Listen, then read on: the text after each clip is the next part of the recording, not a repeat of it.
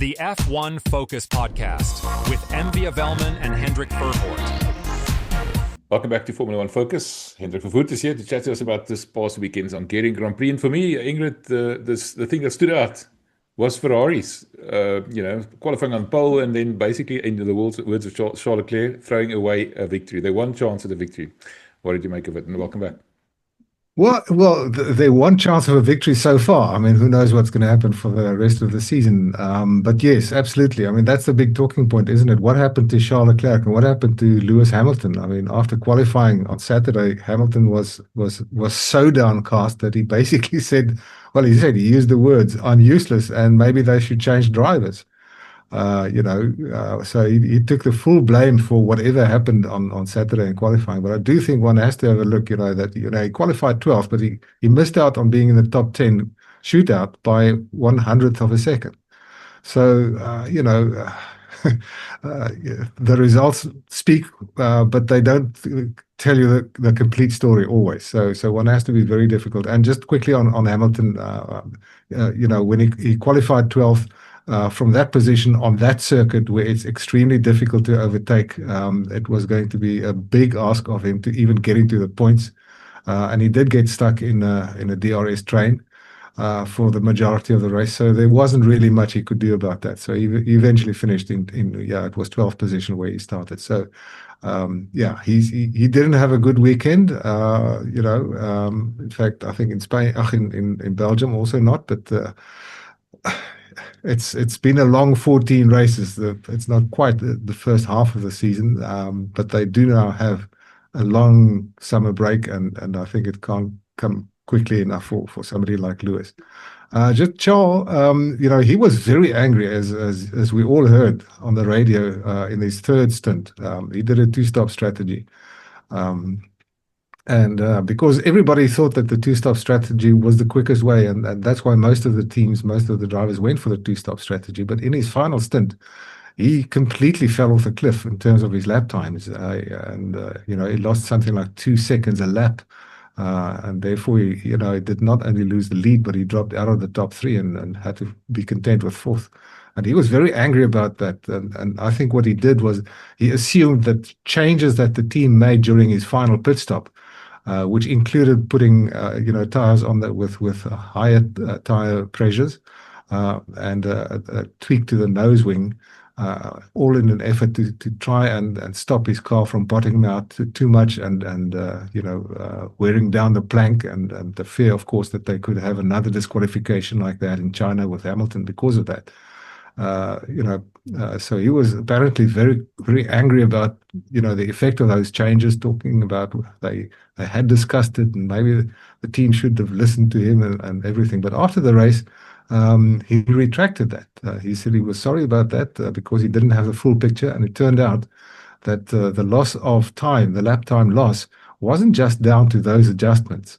It was down to some kind of a problem with the chassis. Ferrari, up to where we are now, have not yet identified that exact problem with the chassis. But according to Fred Vasseur after the race, the adjustments that they did make in that pit stop would have maybe cost them 2/10 or 3/10 of a second a lap, not 2 seconds a lap. And it kind of makes sense to me. Why would they make changes to such a degree that they knew that they would lose 2 seconds a lap? It simply doesn't make sense at all. I mean, teams don't make those kind of mistakes. So we'll have to wait and see what the outcome of there. Of course, they are busy with an investigation at the moment, and we'll have to wait and see about that. But Charles, I don't know, maybe could get another opportunity later in the year where on tracks where maybe top speed and maximum downforce don't play such a big role.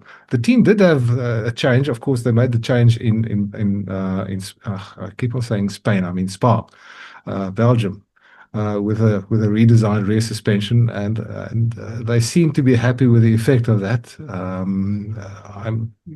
I think the nature of the Hungaroring is a little bit as an outlier in terms of it's just tight or slow and medium fast corners. There are no fast corners along straight. So they are still happy with that, and they are still going to keep on developing in that direction for the rest of the season. I'm interested. I don't know. I think from everything I hear, it's going to be the only question remaining for the rest of the year is whether McLaren's going to break Red Bull's record for the most points scored in one season as a team now. Looks like they're pretty much on the way there. Well, yeah, if you look at it, it's possible. If you do the maths, I haven't. I just saw it somewhere. I believe it's correct that they could win or clinch the championship in Azerbaijan, which is around 17, and we have already done 14. So in 3 races from now, they could clinch it. And of course, we don't know how many points they're still going to score until the end of the season. I haven't seen that specific statistic, so I don't know what the maximum points are. I don't know if you've got that, but it's certainly possible the way they're going. Yeah, it was 800 and something points. I just did a quick calculation. If they score 43 points every single weekend, you can work it out for yourself. How many rounds are left there? Oh, there are 10 rounds left. That's 430. Added to their 559, that's almost 1,000 points. Absolutely. It's ridiculous. Yes. Talk about dominance. And so the only question is going to be who's going to be the champion, either Lando or Oscar. Absolutely. And this weekend, once again, the one thing that stood out, and you and I talked about this before, is the fact that the two sides of the garage are effectively competing against each other as if they are in opposing teams. They're not driving each other off the road, that's not what I mean, but they have their own strategies and they're free to actually adjust their strategies, like we saw Lando doing. That's quite different to the way it was done, for example, at Mercedes with Nico and Lewis in the past. Absolutely. And I think because of the nature of the two drivers, their respective, the kind of personalities that they are and the fact that they actually do like each other, it seems. I think that allows the team to allow them to race and to race each other, but in a fair way. And including in fair racing each other is, choosing your strategy and being free to run a different strategy than your teammate. As you said, in the case of Lewis Hamilton and Nico Rosberg at Mercedes, that wasn't the case. They did not have that freedom between the two garages. They were locked into the front runner of the two dictated the race strategy of both of them. And the team did not allow the two garages to have to choose a different strategy. So, and I think that's great. I mean, this is exactly what you want, as far as I'm concerned, in Formula One racing. Yes, race each other, race hard. It doesn't matter if you make a little bit of contact, but don't take each other out. Don't jeopardize the position of the team. And Zach Brown said that exactly, more or less the same thing at the end of the Hungarian Grand Prix. He said, this is why we are racing. We are bringing racing back into Formula One. We are the McLaren racing team. That's what we do. And we are going to continue with this, even though, towards the end of the season, obviously the pressure is going to build. And you may find yourself in a position where the two of them do make contact. But I think they will still, again, the nature of both Lando and Oscar is probably such that they're going to fight very hard, but they will then accept the situation at the end of the season, whoever becomes the champion. And you and I have already laid our bets it's going to be Oscar. But, Lando has shown, I think, that he can hit back and that he doesn't sink into a quagmire where he loses concentration too much. He does still make mistakes, and he has admitted to that. But anyway, I think as far as the way in which they go racing is concerned, I think that is ideal, and that is the only thing we can hope for. If you have one team that is completely dominant, and that is the norm for Formula One, as we know over the years. As long as you have the two drivers at least fight each other, and you don't know which one of the two is going to win the race that weekend, and you certainly don't know, this far ahead anyway, who's going to be the champion. That to me is absolute classic Formula One. The interesting thing is that they both almost T-boned each other. Once in practice and once in the race itself. And George actually joked about that in the cool-down room afterwards. Yeah. There could have been a Ferrari and a Mercedes on the podium and both of you out easily, no? Yeah, well, he said to Oscar, you should have T-boned him, man. Yeah. Obviously, that would have meant that Russell won it. The interesting thing about Oscar, they asked him, is it Leclerc or Norris? He just said, I don't care about Leclerc. I want to beat Norris, obviously, because that's where the points are, where it matters. Yeah. And he kept quiet after the race. He came very, very, what was it, 6/10? He came within 6/10. But he didn't say anything after the race. 0.698, in fact. So let's make it 0.7. 0.7. I mean, that is incredibly close. And the one thing about Hungaroring, it can very easily turn into a bit of a snooze fest. It can become very boring very quickly. And this was anything but boring. This was actually quite an exciting race. And I think to a large degree it's all down to McLaren allowing the drivers to race. Yeah, it was a slow burner. I mean, it was one that developed, and the strategies were playing out, and who was on a one stop and who was on a two stop. And when Piastri came out on a fresh set of hard tires with 18 laps more, or 18 laps fresher than Lando, it was clear that he was going to catch him towards the end of the race. But what is, as Murray Walker used to say, catching is one thing and passing is another. Yeah. Which is exactly what we saw on Sunday.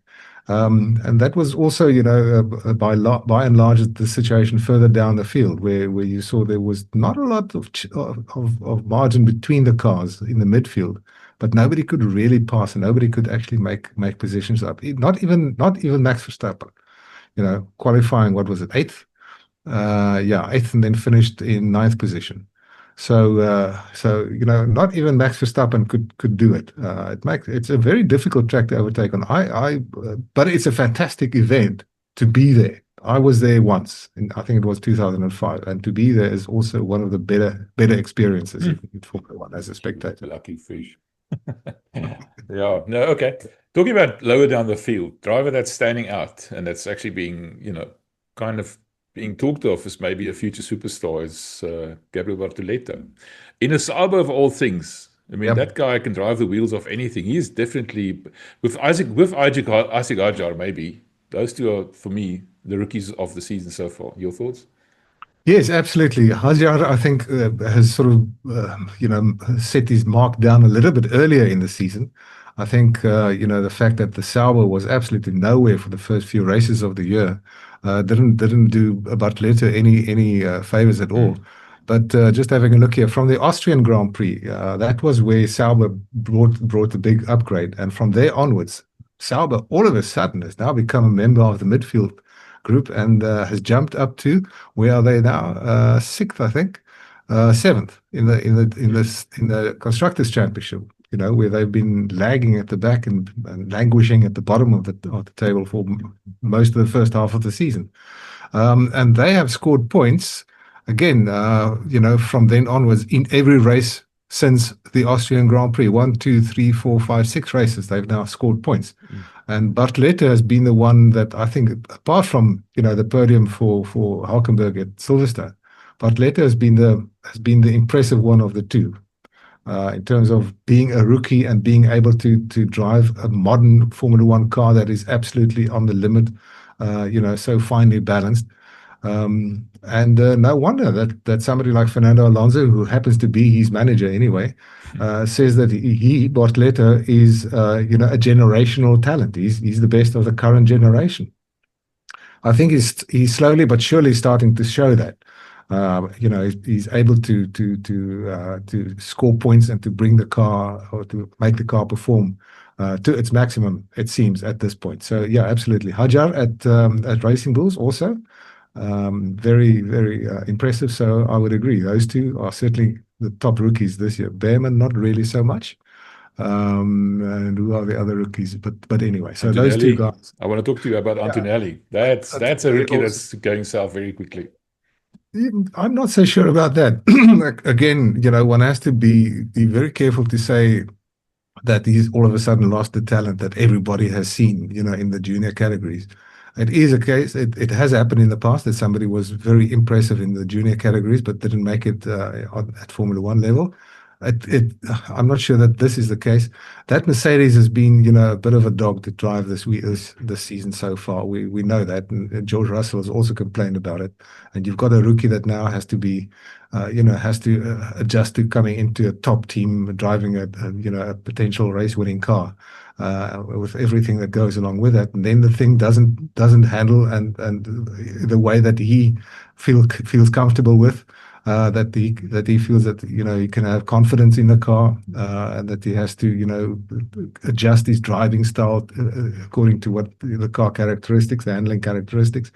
So much so that Toto Wolff himself said that they have to go back to a previous, previous specification to make it easier for both these drivers to be able to drive with confidence. And that is what they've done. They've gone back to a previous spec suspension. It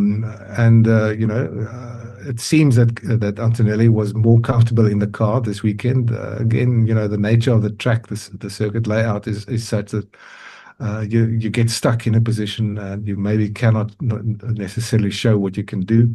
The car seems to be a little bit more predictable than it used to be. He did score his first point in the European part of the season.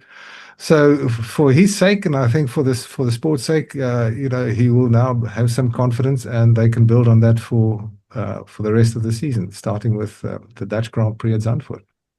Yeah, there's a lot of talk about whether drivers are ready to race at this age. I mean, at his age, my sons, when they were getting their license, I was a bit nervous watching them go out the gate. He's driving a Formula One car at ridiculous speeds. I mean, Max Verstappen was a once in a lifetime, not a once in a generation, a once in a century almost kind of driver who was able to step into a Formula One car at 16 or 17 and shoot the lights out. I'm not sure whether all of them are actually capable of doing it, whether it's Antonelli was being pushed too soon, too quickly, and shouldn't maybe have gone to Alpine or maybe a lesser team just to have the pressure taken off him to be in a top team like Mercedes as a 17-year-old, now 18-year-old.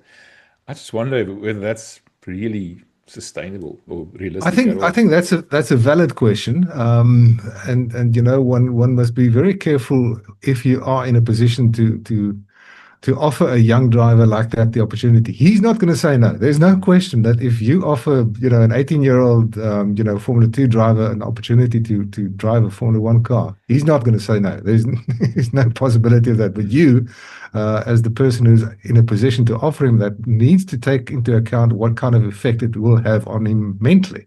Because, these guys can drive. You don't need to teach them how to drive. They know how to race because most of them have all of them, in fact, have honed their racing skills, how to pass, how to outbrake each other, how to, that sort of thing, slipstreaming.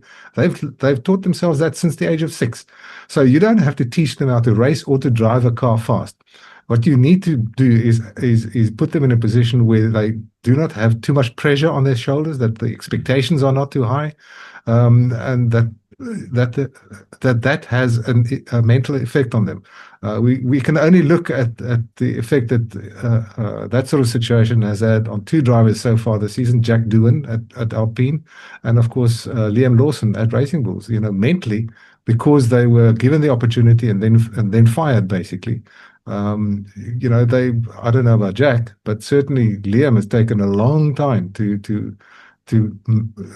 get over the mental situation the disappointment and the lack of trust, even the self-confidence and stuff like that the price that he paid because of that.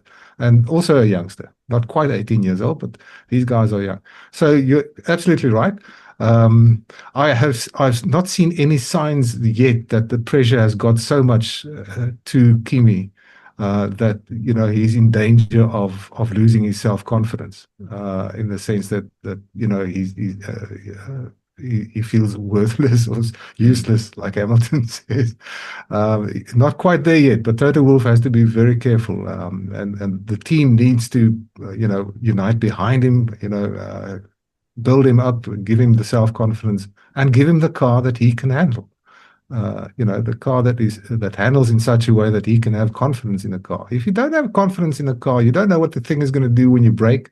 You don't know what line you can take with confidence through a corner, and you have to be on the edge. You have to be absolutely on the edge to do that. Go as fast as you possibly can. If you don't know what line you can take, if you don't know what's going to happen if you put your foot down halfway through the corner after the apex, is it, the tail going to step out? Is it going to understeer? What is it going to, if you don't know, and if that changes from corner to corner, how can you have confidence in a car? And that's basically, I think I'm blowing it a little bit up, but blowing it up a bit. But that's the kind of thing that these drivers have to get used to. The other team that sort of stood out, I mean, after I think qualifying last at Spa, not Spain, Spa, Aston Martin suddenly in Q3, right behind the fastest cars. On merit. Yeah. There wasn't anything to do with the weather or nothing. What happened between Spa and Hungary in 1 week? Was it just simply the nature of the track that suited the car better, or what happened there? Well, they don't know themselves. I don't know, and if they don't know, I'm certainly not going to say that I know what happened there. Fernando was asked about that after qualifying on Saturday. They said, what is it? Is it anything in the car? Is there any upgrades? Anything you changed in the car? And he said, no upgrades. Nothing is different from the car from the Belgian Grand Prix. He said that he suspects it's the nature of the circuit. And I've mentioned this earlier on. It's a circuit with a mixture of slow and medium fast corners and no very long straights. So high speed, top speed, drag versus downforce doesn't become such a factor. So you can set up the car with fairly high downforce to get yourself through those corners. You don't pay so much of a price down the main straights in terms of drag.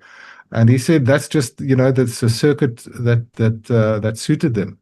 As opposed to a circuit that completely did not suit them for exactly the same reasons the week before in Belgium.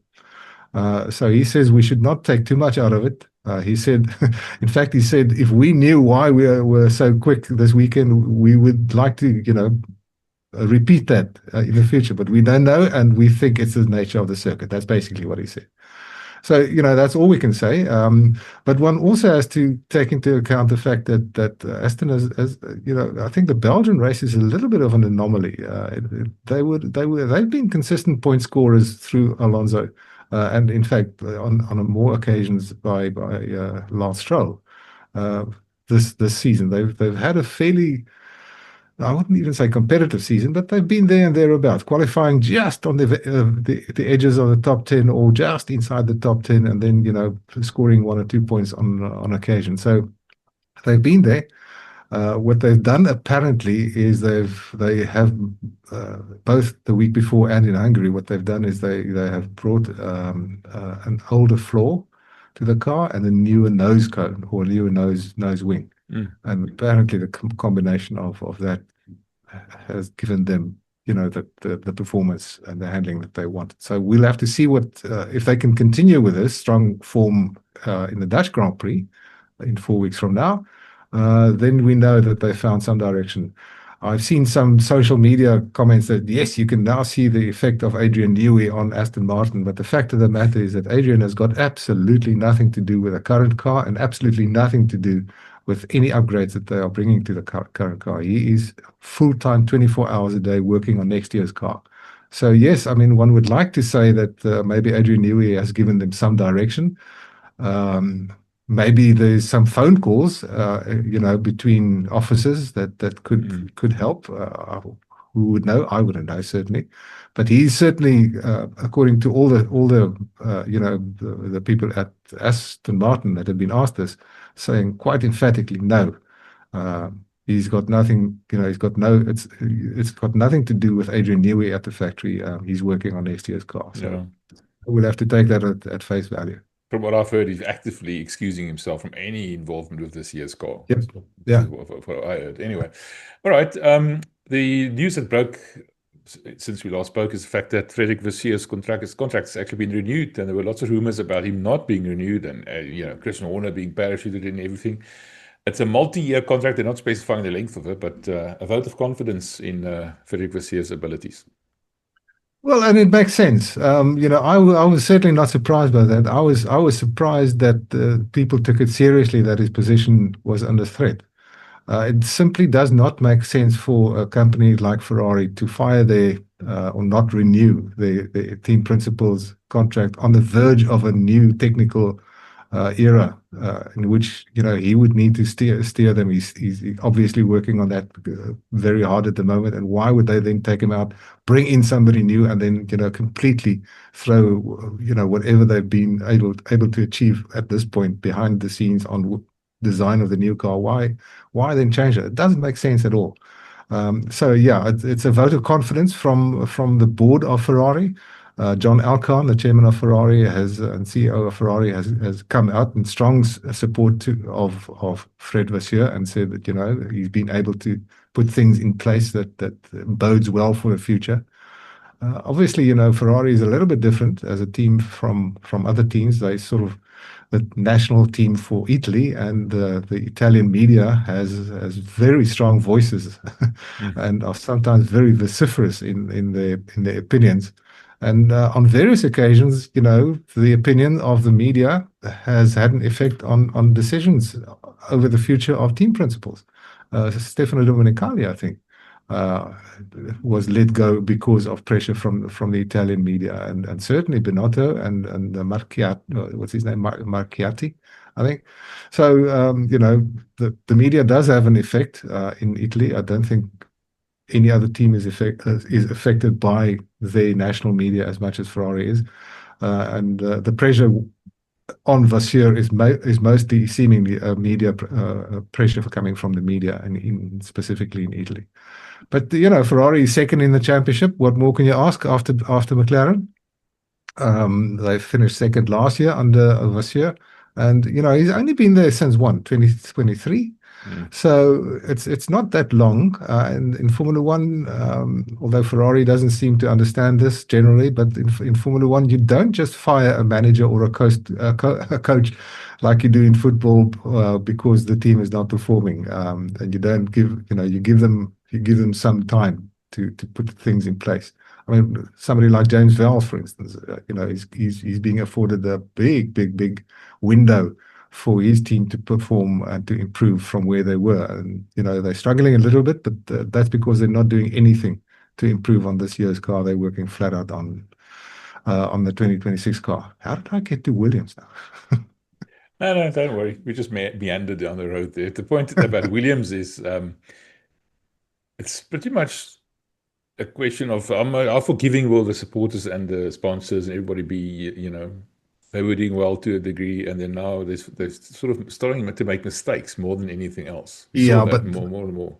Yeah, I do think that James is cleverer than to not keep stakeholders informed as to the progress they're making and the plans that they have for the future, and to keep them fully abreast of developments. And the owners and shareholders and sponsors will all be aware of the fact that he's got a longer term vision for the car or for the team.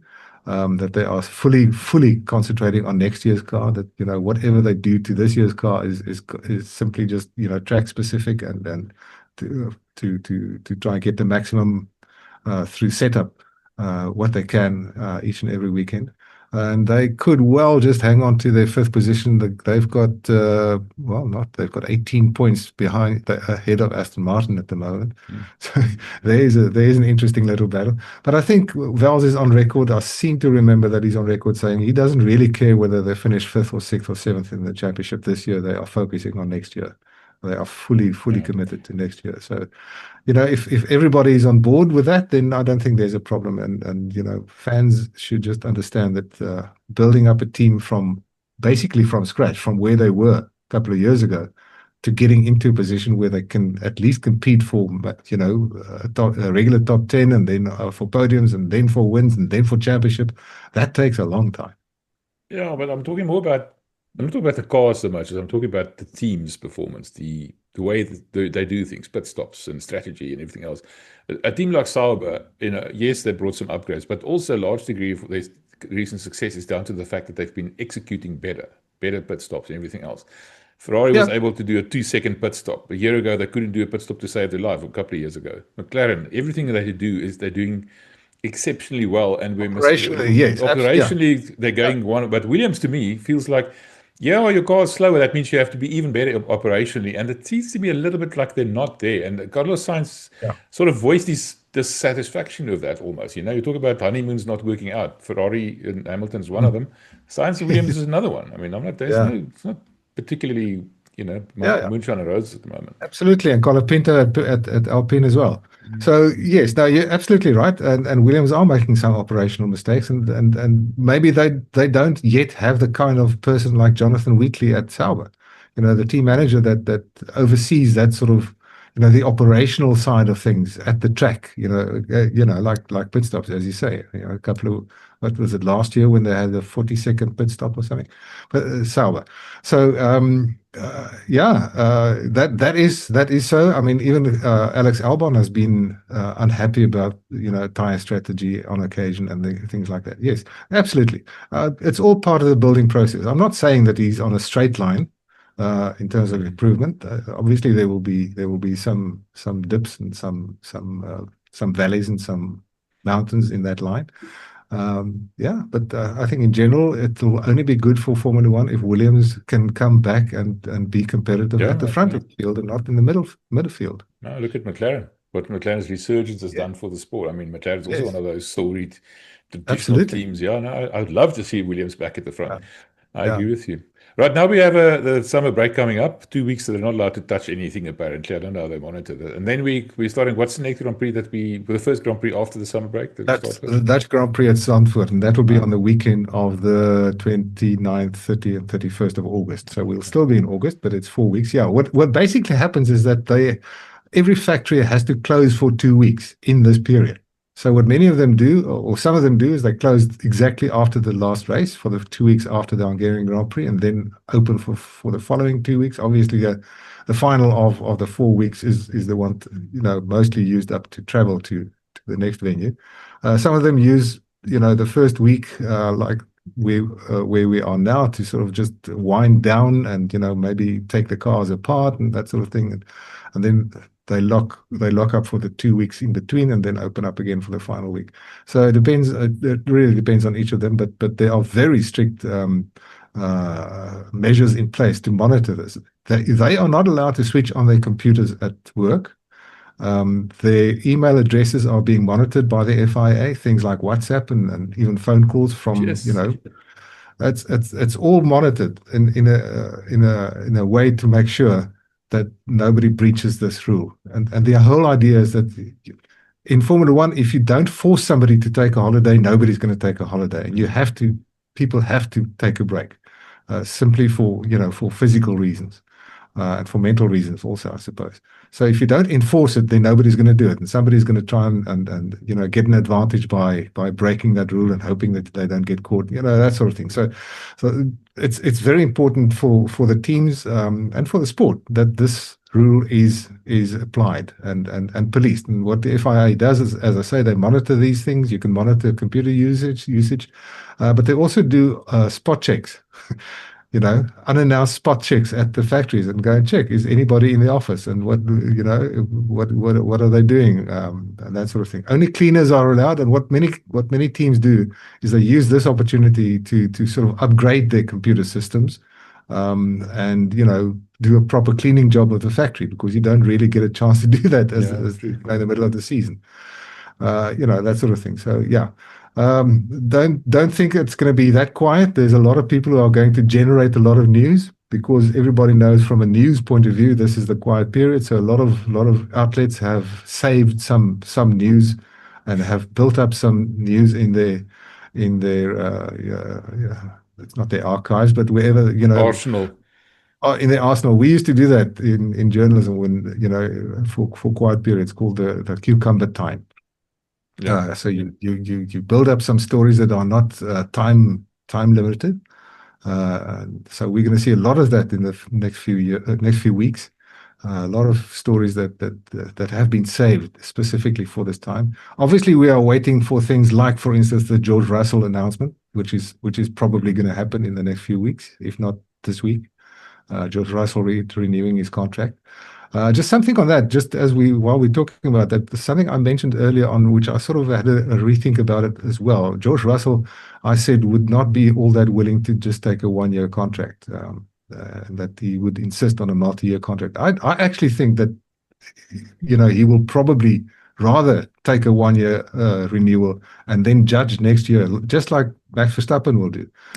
Take a 1-year, Max doesn't need to take a 1-year extension. He's got a contract until 2028. But George can easily say, okay, I'm going to take a 1-year contract with an option to renew in 2027, depending on where Mercedes is competitively next season, and to leave himself the opportunity, or an open opportunity, an option at least, to go to make himself available to another team that may be in a better competitive situation next season when the contract renewal comes up. So, yeah, I just maybe wanted to point that out. Makes sense, actually. I just wonder who that would be. I mean, McLaren drivers are tied up. Ferrari drivers are sort of tied up. Depends. Well, Lewis is only next year left on his contract. We will see. I see Ben Eccleston told Lewis. Well, I think we are probably going to see exactly the same situation with Red Bull and George Russell this time next year. than what we had in the past Another few swap, weeks. possible swap. Exactly, and because Toto is certainly not going to, discount the opportunity. If Max decides the Red Bull team is not competitive and he doesn't want to renew, he's gonna send the message, I'm available. Every team principal that is worth his salt and that has the possibility of signing him will be on the phone to him, and that includes Toto Wolff. So, exactly the same situation that we had this year. Max is holding the key. He's going to determine who's going to drive where. Also in 2027, he's already done that in 2026. He's confirmed himself at Red Bull, and that basically means that Mercedes is going to confirm Russell and Antonelli, I suppose, for next year. But then next year we're going to say again, we can say, let's say, obviously we can't say it will happen, but it can be that Max can be in a position next year to change teams if he wants to, and that will start the whole ball rolling again.